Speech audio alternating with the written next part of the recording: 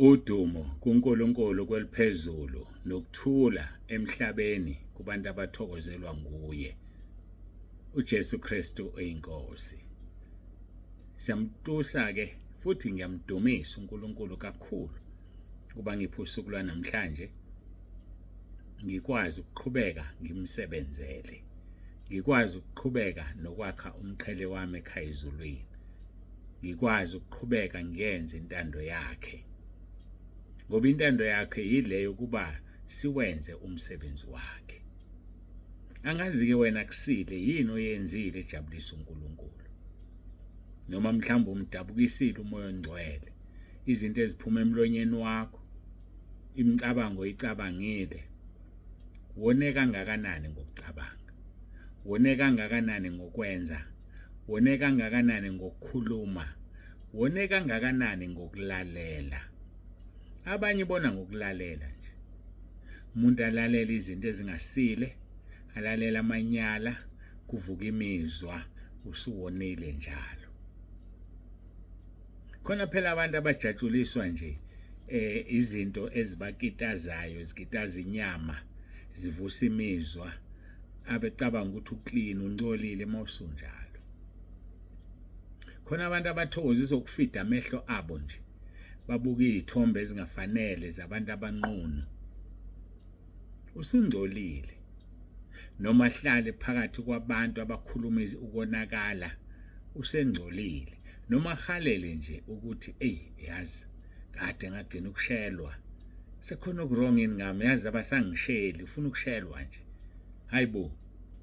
Umema ukungcola, umema uSathane, umema amadimoni azokufumana ke ebusuku usuphupha amaphupho angcolileyo. Uma indodana yomuntu ikhulula uba ngokhululekile impela. So zonke lezi zinto ziba yipast.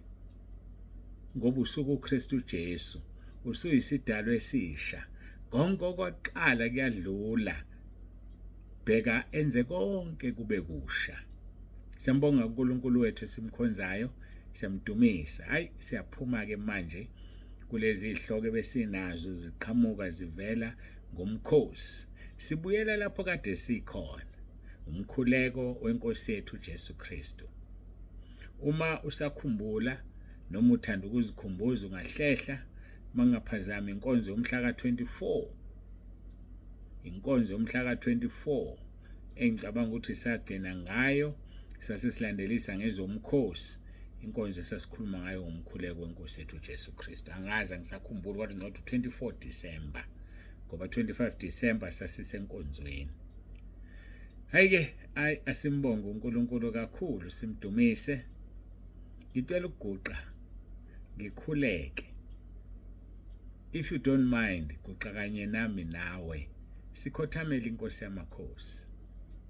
Ngoba masihluleke ukuyikhothamela la ngeke soyikhothamela ezulwini ngoba sihlulekile emhlabeni. Masiqale la emhlabeni simkhothamele. Khona yosifaka ezulwini lakhe siqhubeke nokumkhothamela ngoba basezulwini bamkhothamela. Ngisho nathi uqobo masibiza leli igama sibenza bakhothame ngoba lithi izwi lenkosi uphiwe igama elinamandla phezulu kwamagama onke. Ngaleli igama amadolo ezulwini ayaguqa. Aguqa emhlabeni aguqa ngaphansi komhlaba. So awukwazi ukuguqisa abantu wena ungafuni ukuguqa. Awukwazi ukuguqisa amadimoni wena ungafuni ukuguqa. Hayi ngeke aguqiswe wena. Kufana nangalesi sikhathi amadodana kaSkeva eshaywa owayikhwelwa amadimoni. Ngoba babethi bayawakhipha ngegama lika Jesu amshumayelayo uPawulu. Athi amadimoni uJesu siyamazi. NoPawulu siyamazi. Ningobani nina? Ngempela ningobani nina? Sinqhamuka nisebenzisa leli igama. Hey, kuthiwa umuntu wabashaya baphuma belimele. Liyashayana idimoni. So kungalingi udlale ngalo leli gama. Ungalingi uliphathe ngeze, liphile ukuze ukwazi ukuliphatha. Hayike, ake ngiguqe mina. Ngoba ngiyithanda lenkosi yami ngiyiguqela, ake ngiguqe ngithandaze. Ngiyafisa nawe ufunda ukuguqa.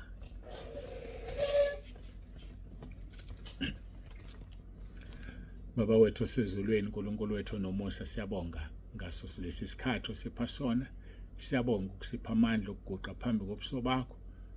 Siguqa sithanda ngoba khona isikhathi lapho kube uguqa nabangafuni ngenxa yokuzwa igama elithi uJesu Kristu inkosi baguqe. Namhlanje abafuni ukuguqa, abanye bathi bayagula baphethwe amadolo, kodwa ngiyazi mina ukuthi make waguqela uzomphilisa kulamadolo. Siyakubonga ke Nkosi Jesu ngakho konke, yiba kanye nathi namanje kule nkonzo sisabuka umkhuleko wakho uJesu Kristu inkosi. Amen.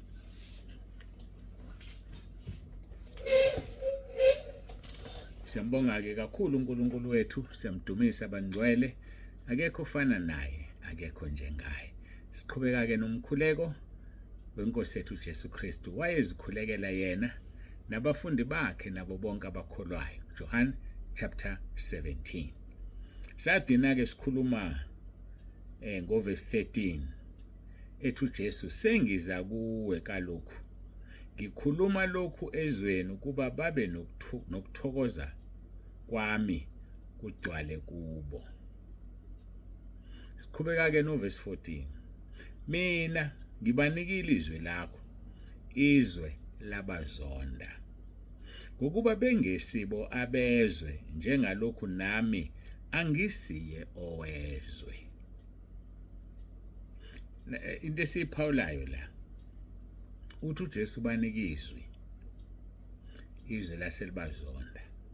Ngamanye amagama izwe alizwani nezwi. Ake ngiphinde mhlawumbe ungizwanga.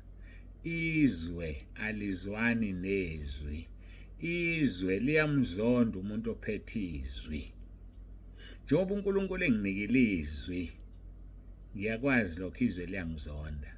Sathane ngiwu-number 1 enemy kuSathane umhlaba wonke jikelele. Mina ngisho wonke umhlaba jikelele ngiwu-number 1 enemy.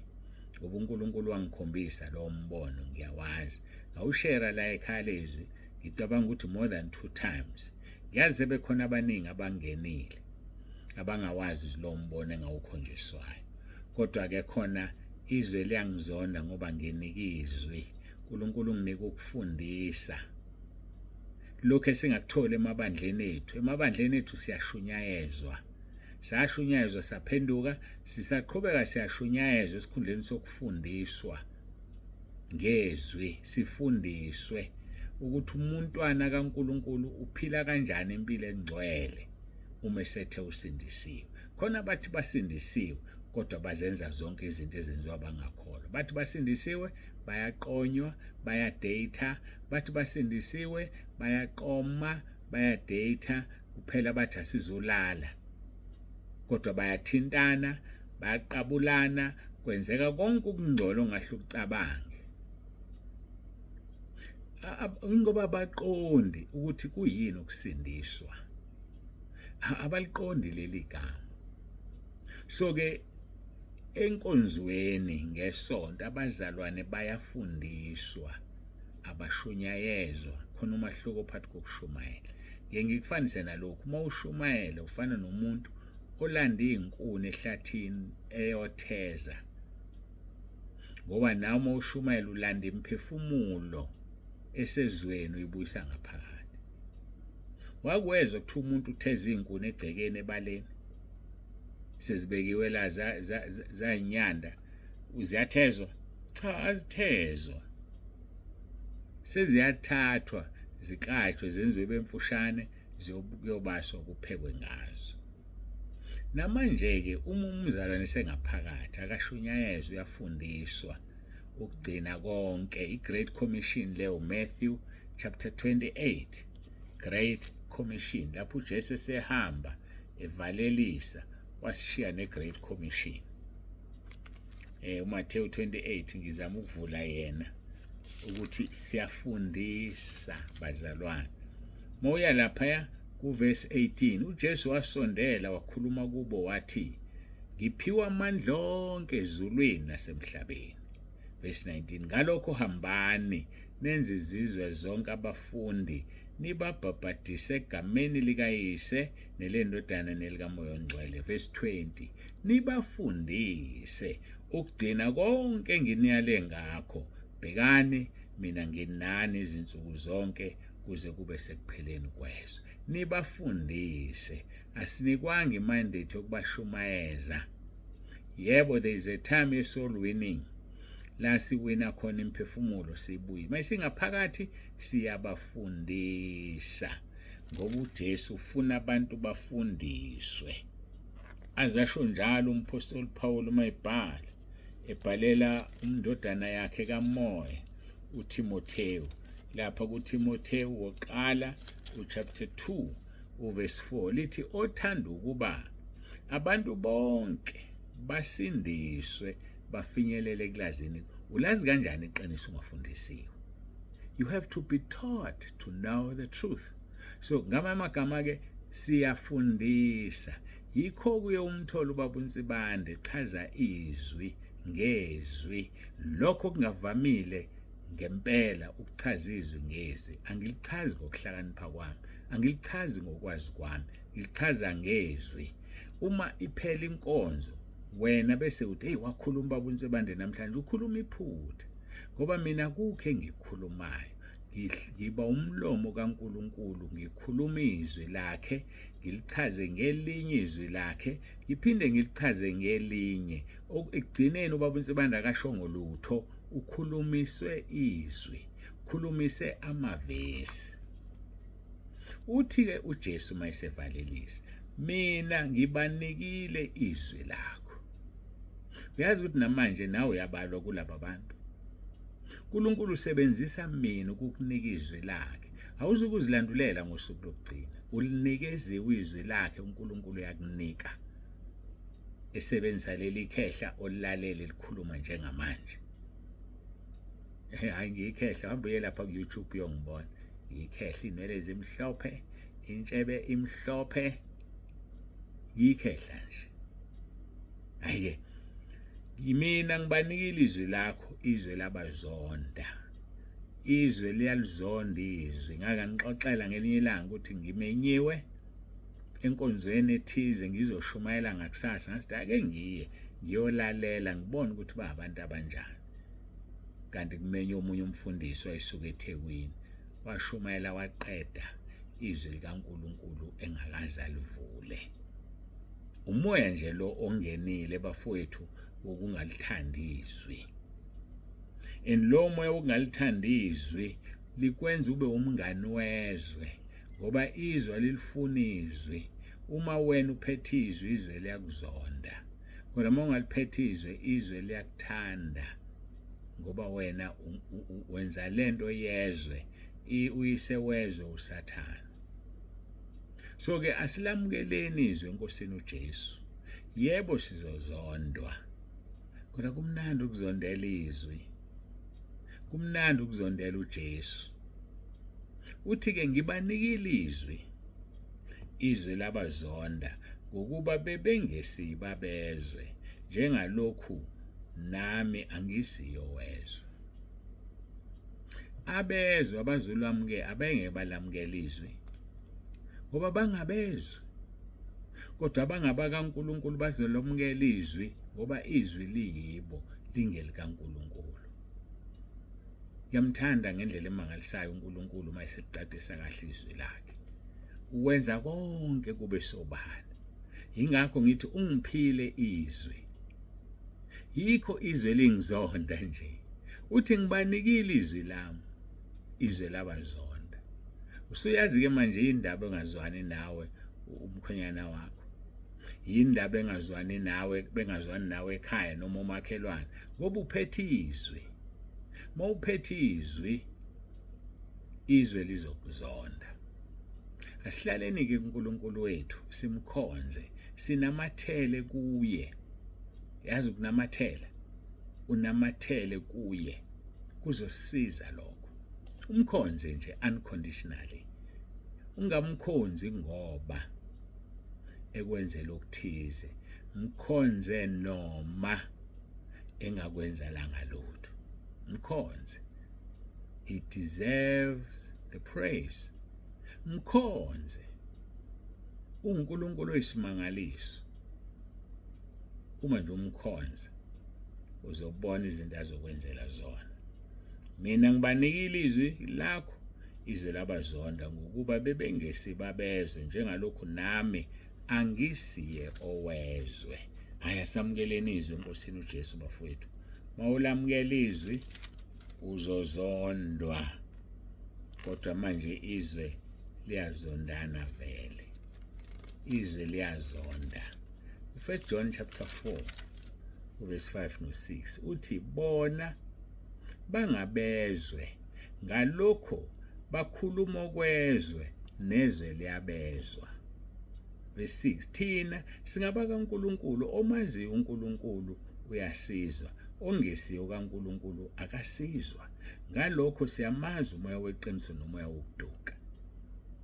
So mina anginanazi laba abantu abaphuma ekhaya lezwi bakhishwa ukuthi abangizwa. Uthi ngidramatize lento khona sizoyizwa. Mawuzothatha umuntu ongasazi isiZulu nhlobo, ngcono oyiswazi kutishe kufane, noma ongumXhosa kutishe kufane. But uthatha umuntu ongezwa lutho total, angahlala ekhaya lezwi amosa amadatha akhe ehlalela into angayizwa ngoba kezwa yikho engeke ahlale nje. So ke izwi likaNkulunkulu lithi bona bangabezwe ngalokho bakhuluma okwezwe. So uma wena unesikhathi sokukhuluma indaba zezwe, khuluma indaba zokuthi ubani uthandana nobani, ubani uhlukene nobani, ubani udivorce ubani, ezindaba zezwe lezo, izindaba nje zezwe. Bona bangabezwe ngalokho bakhuluma okwezwe nezwe liyabezwa. Verse 6 thina singaba kaNkulunkulu, omazi uNkulunkulu uyasizwa, ngalokho siyamazi umoya weqiniso nomoya wokuduka. Kufanele sibazi labo moya, sibahlukanise umoya weqiniso nomoya wokuduka, ukuze mayese kukhokhobela umoya wokuduka ezenza ingelosi engcwele ukwazi ukumbamba. Siyamazi umoya wokuduka, ngisho segqoke ezimhlophe, esefaka ijacket emhlophe ethi uyazifihla, sivele sibone umoya wokuduka lo. Yawazi umoya wokuduka yiwo ke lesesibhekene nawo. Siyambonga uNkulunkulu wethu kakhulu, siyamdumisa abangcwele. Siqhubeka ke nomkhuleko wenkosi yethu Jesu Kristu, sigcine ku verse 14. Ngokudinwa inkosi sizoqhubeka no verse 15 kaJohn 17. Ngiyaxolisa uJeremiya, John 17. uNkulunkulu akubusise. Siyakuthanda ekhaya, masithandaze simbonga uNkulunkulu ngalawa amazwi asesiphe wona.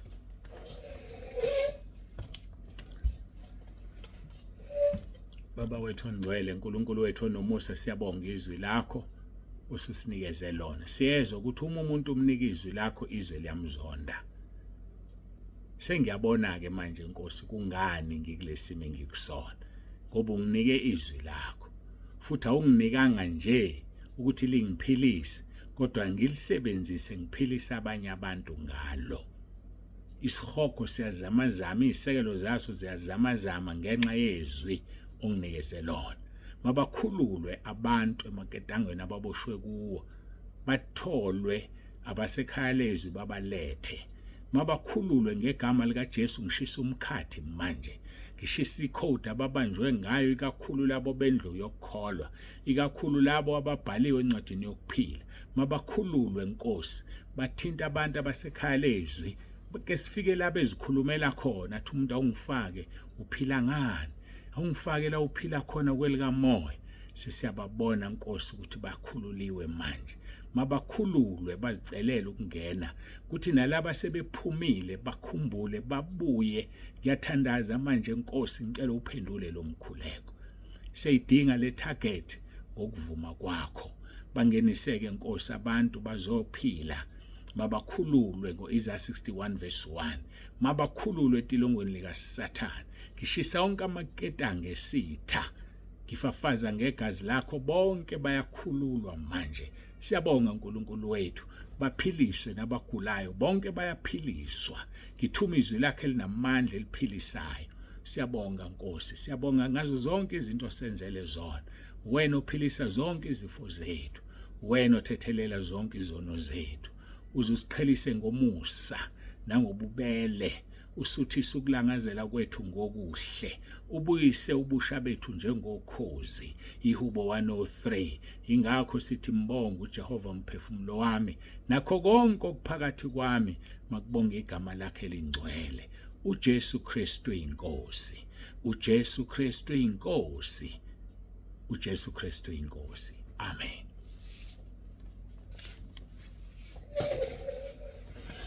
Siyambonga uNkulunkulu wethu kakhulu bangcwele, siyamdumisa. Lafika lelo xesha. Ixesha lokuhlukana safika leso sikhathi. Babunzebande usiyavalelisa uthube nosuku oluhle. uJesu Kristu inkosi.